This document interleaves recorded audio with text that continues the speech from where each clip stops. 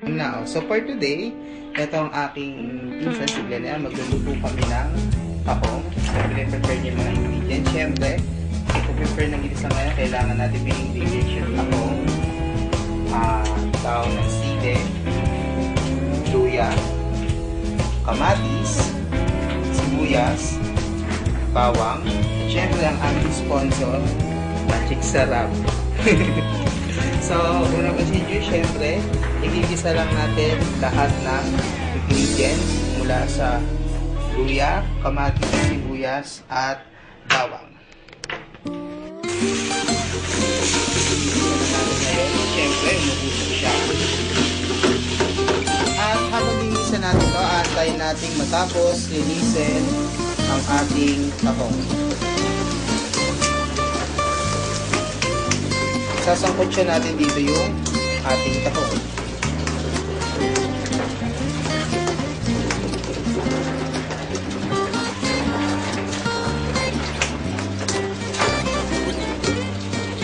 So, pag ready na ngayon yung ating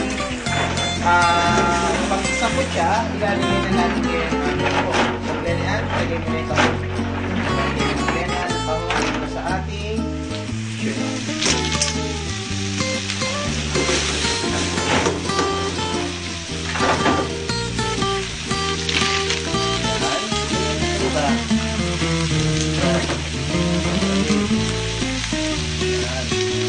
So, habang nilalagay yan, haluin natin.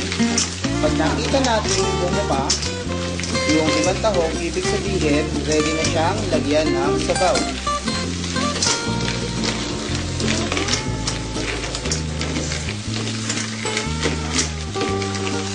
Init. Di pa siya bumubuka. So, ngayon, lalagyan natin siya ng 1/2 cup ng water mamaya-maya pag pwede na siya, pag bumuka na siya. Ayan, nakikita natin, bumuka na yung ibang tahong. So, ibig sabihin, pwede na natin ilagay ngayon ang ating tubig. So, ito yung tubig natin. Mineral pa yun. At syempre, haluin natin ng konti.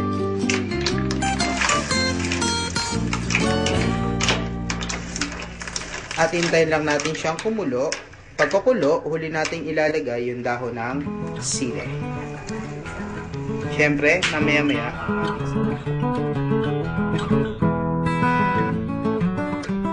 Ngayon, habang papakulo na siya, pwede na natin ilagay ang Magic Sarap.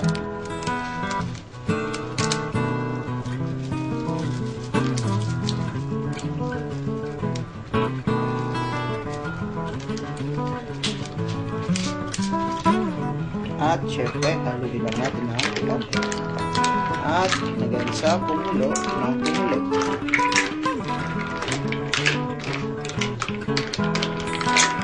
Yun.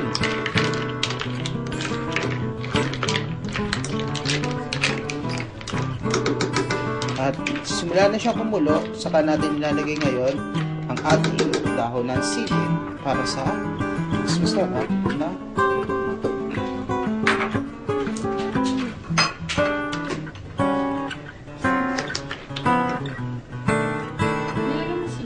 hindi. May sili. Lagyan mo na lang mamaya kung gusto mo. Ayan. So, hintayin na lang natin ngayon yung isa pang kulo. So, pwede na siyang i-serve. So, ngayon, ito na finished product natin. Ang tahong.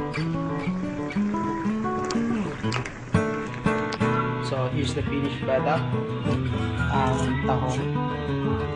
The tahong.